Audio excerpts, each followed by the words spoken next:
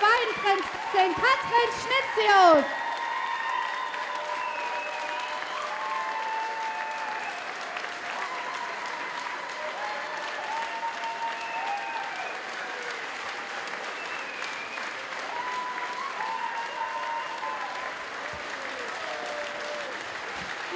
Katrin, ist das nicht ein Bild?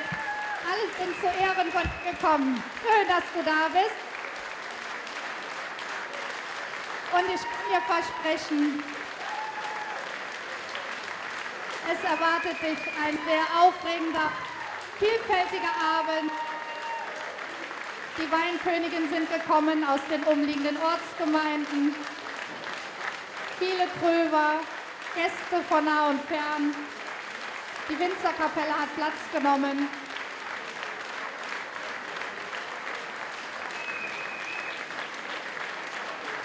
Wir bitten dich auch sehr herzlich, euch hier vorne Platz zu nehmen. Es geht sofort los.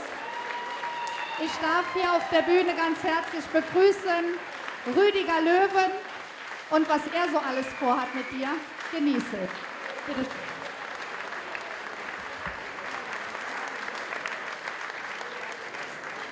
Im vergangenen Jahr hat Katrin Schnitzius das Weinbaugebiet der Mosel als Mosel-Weinkönigin bei mehr als 180 Auftritten vertreten. Die Mosel ist aber nur ein Weinanbaugebiet in Deutschland. Die deutsche Weinkönigin und ihre beiden Prinzessinnen vertreten nun ein Jahr lang alle 13 Weinbaugebiete und das weltweit. Dies lässt bereits vermuten, welche enorme Verantwortung die Ämter unserer deutschen Hoheiten mit sich bringt. Die hohen Anforderungen, die heute an ein solches Amt und damit natürlich auch an die Amtsinhaberinnen gestellt werden, kann ich Ihnen am besten an der geschichtlichen Entwicklung der Weinköniginnen aufzeigen. 1931 kürte ein deutsches Weinbaugebiet, und zwar die Pfalz, eine Weinkönigin. Damals wurde eine junge Dame gewählt, die aus Pirmasens in der Westpfalz kam. Und das Kuriose daran war, dass in diesem Gebiet gar kein Wein angebaut wurde. Und weil die pfälzische Weinkönigin deutschlandweit die einzige Weinkönigin war, vertrat sie bis 1939 und dann wieder von 1947 bis 1949 ohne zusätzliche Wahl in Personalunion neben dem pfälzischen Wein auch den deutschen Wein. Erst seit 1950 wird die deutsche Weinkönigin und ihre Prinzessinnen in einer eigenen Wahl ermittelt. Jedes deutsche Anbaugebiet wählt alljährlich seine regionale Weinkönigin. Aus dieser Mitte der 13 Gebietsweinköniginnen wird im Folgejahr die deutsche Weinkönigin gewählt. Bis 1999 galt die Bedingung, dass die Kandidatinnen ledig sein mussten, also weder verheiratet noch geschieden sein durften und aus einer Winzerfamilie zu stammen hatten. Seit dem Jahre 2000 verlangen die Richtlinien von den Bewerberinnen eine eindeutige und starke Verbundenheit mit deutschen Weinen. Und dies ist nachzuweisen durch eine entsprechende weinbezogene Berufsausbildung und oder eine familiäre Bindung mit dem heimischen Weinbau und oder die Qualifikation als Gebietsweinkönigin. Neben einem dieser Kriterien müssen die Bewerberinnen am Tag der Wahl mindestens 18 Jahre alt sein. Unsere Katrin Schnitzius erfüllt diese Kriterien alle. Sie ist zusammen mit ihrer Schwester Christiane wohlbehütet im elterlichen Weingut von Günther und Pia Schnitzius aufgewachsen. 2011 hat sie nach ihrem Abitur ihre weinbezogene Berufsausbildung begonnen an der Forschungsanstalt in Geisenheim Im März 2014 hat sie die Abschlussprüfung zur Winzerin mit Erfolg abgelegt. Und seitdem studiert sie an der Hochschule Geisenheim University Weinbau und Önologie. Und nicht zuletzt hat sie als Weinprinzessin und Mosella von Gröf und als Moselweinkönigin ihre Qualifikation für das Amt der deutschen Weinkönigin überzeugend nachgewiesen.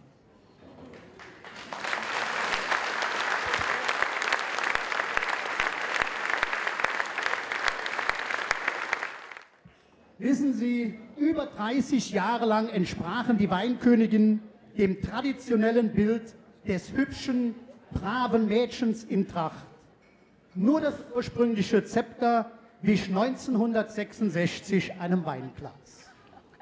So beschrieb 1950 die Süddeutsche Zeitung die Kandidatinnen, und ich zitiere wörtlich, als echte Töchter der Weinberge, von kräftiger Statur, kerngesund und apfelbäckig.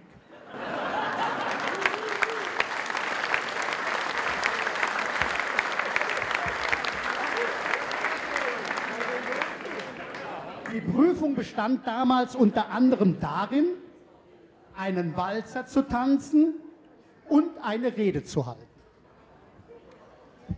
In den 80er Jahren begann sich das Bild der Weinkönigin in der Öffentlichkeit grundlegend zu ändern. Vor allem aber auch aufgrund des Auftretens von jungen Persönlichkeiten, die sich selbstbewusst und redegewandt in der Öffentlichkeit präsentierten. Gutes Aussehen und Tanzbegabung sind heute keine ausschlagenden Gründe mehr, eine Kandidatin zu wählen. Vielmehr werden neben fundierten Fachkenntnissen im Weinbau und Önologie auch Schlagfertigkeit, Beredsamkeit sowie Fremdsprachenbeherrschung, Marketing und Exportwissen verlangt. Und aufgrund des umfangreichen Spektrums dessen, was eine Kandidatin zur Wahl der deutschen Weinkönigin heute beherrschen muss, wurde 2009 in Neustadt an der Weinstraße ein Vorbereitungsseminar eingeführt, welches auch Katrin Schnitzius absolviert hat. Die Wahl der deutschen Weinkönigin wird vom Deutschen Weininstitut mit Sitz in Mainz veranstaltet. Alle 13 Gebietsweinköniginnen haben sich am vorletzten Samstag einer öffentlichen Fachbefragung gestellt, die von etwa 70 Jurymitgliedern bewertet wurde. Während ich und die mitgereisten Fans auf den sicheren hinteren Rängen mitgefiebert und mitgeschwitzt haben, konnten die Veranstaltungsgäste auf der Bühne eine selbstbewusste 22-jährige Kandidatin von der Mosel erleben. Katrin hat diesen Teil mit Bravour überstanden.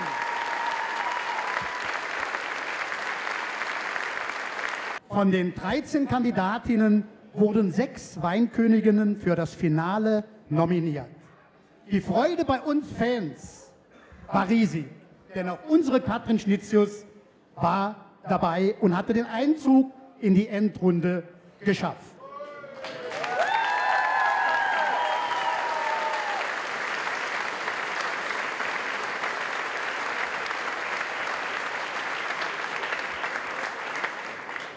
Im zweiten Durchgang am letzten Freitag mussten die 6 Finalistinnen während der feierlichen Gala-Veranstaltung unter anderem auch Spontanität, Charme und Witz beweisen.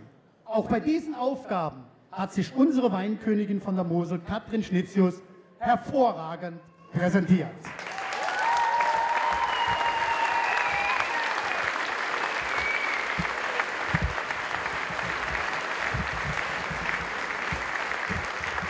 Und deshalb gehörte sie auch mit Recht zu den 3 Kandidatinnen, die ausgewählt wurden, den deutschen Wein zu vertreten. Das heißt, eine Krone war ihr zu diesem Zeitpunkt bereits sicher. Auch die letzte Aufgabe, die die besten 3 Kandidatinnen noch bewältigen mussten, hat Katrin souverän gelöst. Mit ihrer Abschlussrede Nobody is perfect, hat sie das Publikum in ihren Bann gezogen. Unser Landrat Gregor Eibes saß neben mir und sagte mit Begeisterung, das war perfekt, das muss der Sieg gewesen sein. Die Entscheidung ist der 70-köpfigen Jury mit Sicherheit nicht leicht gefallen. Der große Augenblick war gekommen und die Spannung war für uns unerträglich. Dann wurde die Königin verkündet. Und die Königin hieß Janina Huhn aus der Pfalz. Aber dies schmälert in keinster Weise die großartige Leistung, die unsere Katrin zur deutschen Weinprinzessin führen konnte. Für uns, Katrin, bist du eine Königin und wir sind stolz auf dich. Während deiner einjährigen Amtszeit wirst du den deutschen Wein auf unzähligen Messen, Weinfesten und anderen Veranstaltungen repräsentieren, sowohl im Inland als auch im Ausland. Und dabei wirst du mit deiner charmanten Art vielen Menschen unseren Wein näher bringen. Ich hoffe, dass dir bei all diesen Terminen im kommenden Jahr noch genügend Zeit bleibt für deine Freunde und deine schönen Hobbys wie Acrylmalerei, Fitness und Kochen. Liebe Katrin, ich ziehe meinen Hut, in diesem Falle unsere Vereinskappe, vor der großartigen Leistung bei dieser Wahl, vor der verantwortungsvollen Aufgabe, die dein Amt als Weinprinzessin mit sich bringt, und vor allen Dingen aber ziehe ich meine Kappe vor dir und vor dem, was du mit deinen gerade mal 22 Jahren erreicht hast. Ich wünsche dir im Namen der Ortsgemeinde Gröf und im Namen aller Gröver Bürgerinnen und Bürger alles Gute und viel Spaß bei dieser neuen Herausforderung.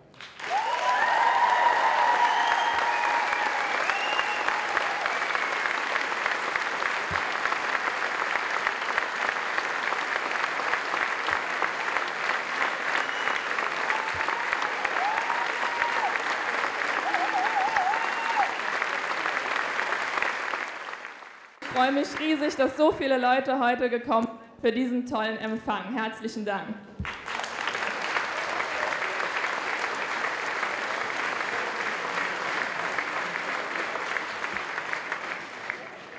Und nachdem der Rüd jetzt schon mal so ein bisschen von den letzten Tagen erzählt hat, erzähle ich einfach mal so ein bisschen aus meiner Sicht, wie ich die letzte Woche erlebt habe. Samstag, 20. September 2014, circa 19:30 Uhr. Ich stehe auf der Bühne bei der Wahl zur deutschen Weinkönigin, dem Vorentscheid. Mein Herz pocht, ich bin so aufgeregt wie selten in meinem Leben. Frau Reule kommt auf die Bühne mit den Umschlägen der Finalistinnen. Die erste Finalistin ist verkündet, dann geht der zweite Umschlag auf. Außerdem nächste Woche mit dabei ist Katrin Schnitzius von der Mosel.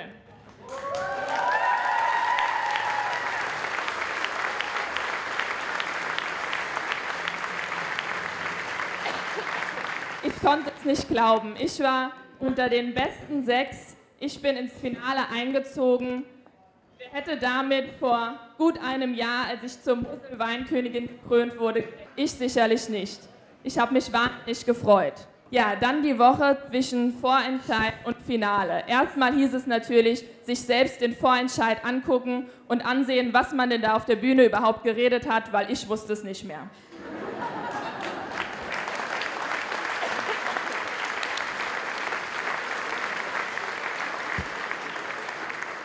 Es folgten Live-Auftritte beim SWR in Kaffee oder Tee und in der Landesschau.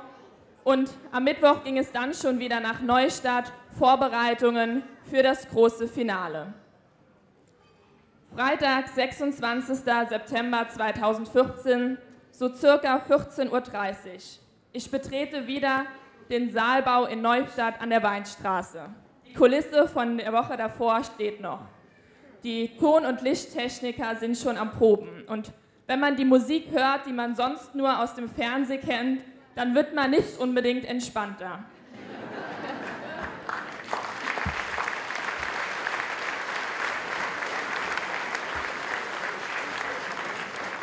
Es geht los zur Stellprobe auf der Bühne. Wann muss wer wo stehen und warum? Ja, am Anfang kommen Sie von oben, dann gehen Sie nach rechts von der Bühne ab. Beim nächsten Auftritt kommen Sie von links, gehen nach rechts. Beim Einzelauftritt wieder von oben, dann links von der Bühne runter. Ich stehe da, ob ich das später noch weiß, ganz egal. Größtes Ziel des Abends, bloß nicht die Treppe runterfallen.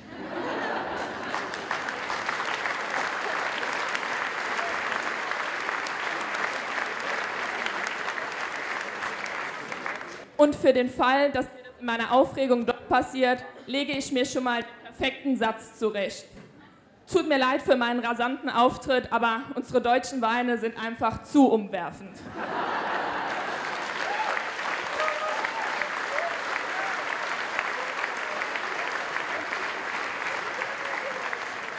Nach der ersten Probe geht's hoch in die Maske.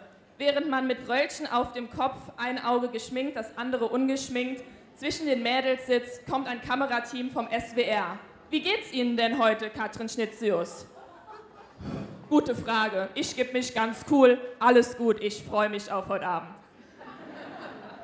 Als ich in der Maske fertig bin, muss ich mich einmal kurz rausschleichen. Ich gehe nach vorne vor den Saalbau, denn da ist gerade mein Fanbus angekommen. So ein bisschen Unterstützung kann an dieser Stelle nicht schaden.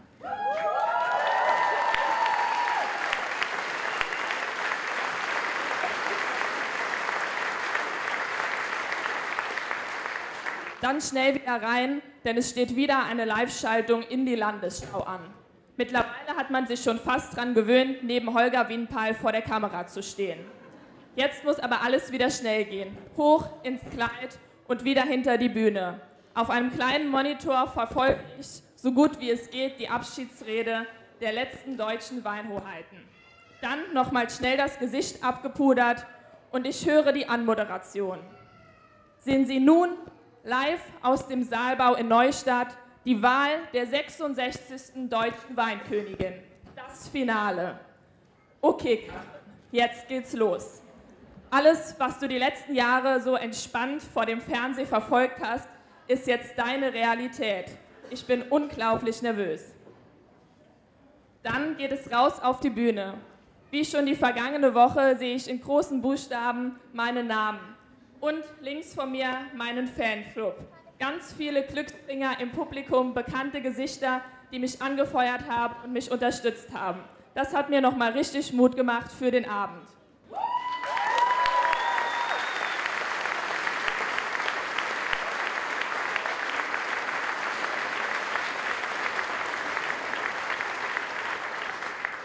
Dann läuft die erste Einzelrunde. Gott sei Dank kenne ich mich ziemlich gut, sodass ich meinen persönlichen Einspielfilm ganz gut kommentieren konnte.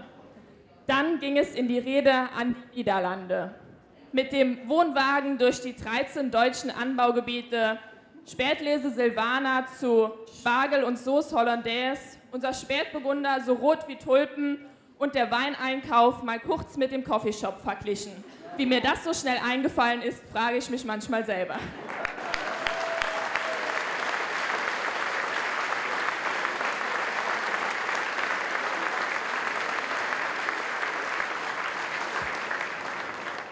Dann hinter die Bühne, kurz durchatmen, erste Runde geschafft, schnell nochmal abgepudert und wieder in das Gruppenspiel auf die Bühne.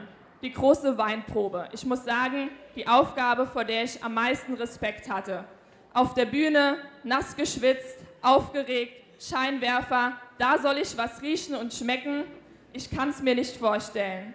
Aber dann kommen die 3 Teller mit den Aromen und ich sehe schon auf dem einen Teller, das da ist der Aromenteller von Sauvignon Blanc. Wenn du diesen Wein bekommen würdest, wäre einfach genial.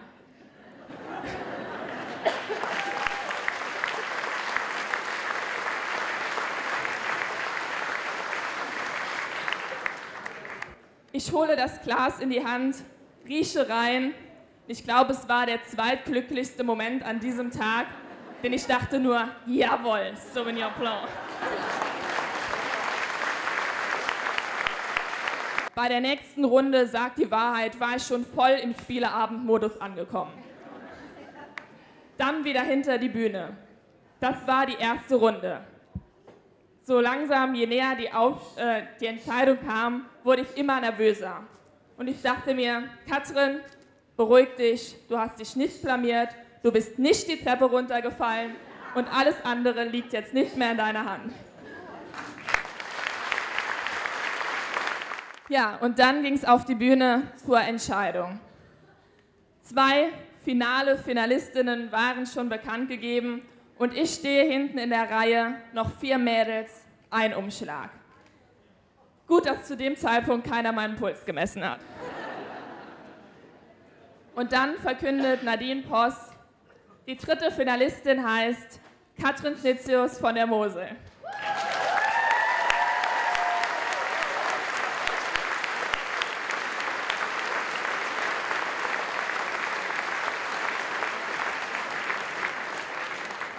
Ich sehe meinen Fanblock, wie er völlig am Ausrasten ist und freue mich einfach nur riesig. Ich habe es geschafft, ich bin im deutschen Weintrio.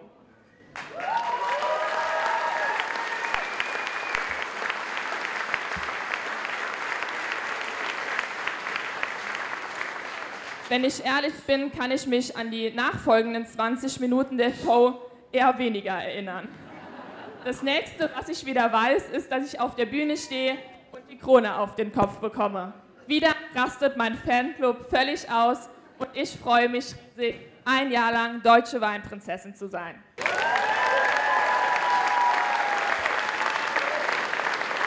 Ja, liebe Katrin, wir bedanken uns bei dir. Ich glaube, das war sie, deine erste offizielle Ansprache als deutsche Weinprinzessin. Und wir durften sie erleben, meine Damen und Herren.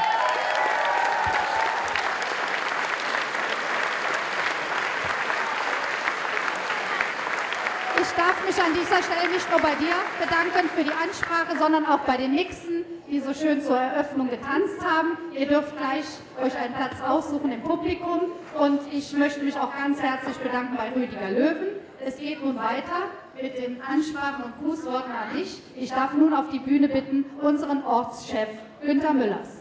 Eine Hoheit tritt mal auf. Ich darf begrüßen die deutsche Weinprinzessin 1964.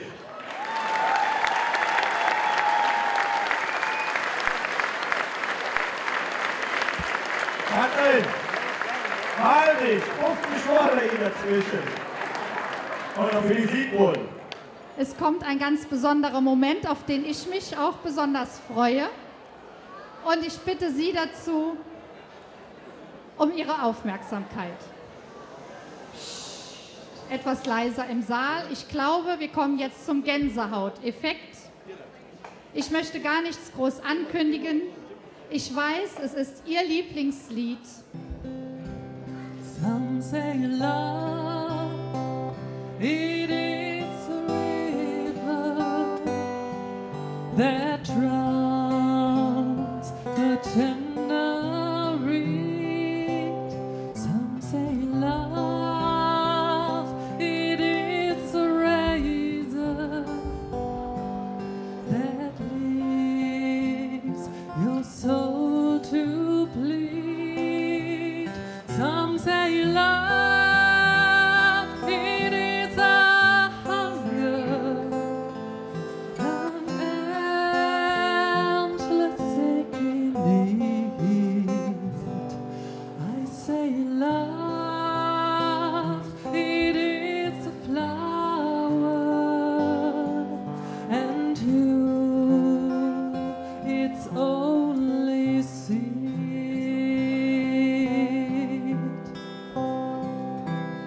It's a heart afraid of breaking that never learns to dance. It's a dream afraid of breaking that never takes a chance. It's the one who won't be taken, who cannot seem to give.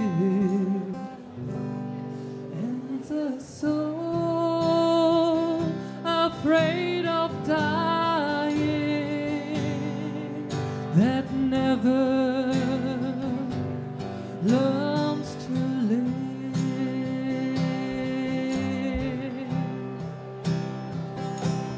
When the night has been too lonely and the road has been too long, and you think that love is only for the lucky and the strong, just remember, in the winter, far beneath the bitter snow, lies a seed that with the sun's love in the spring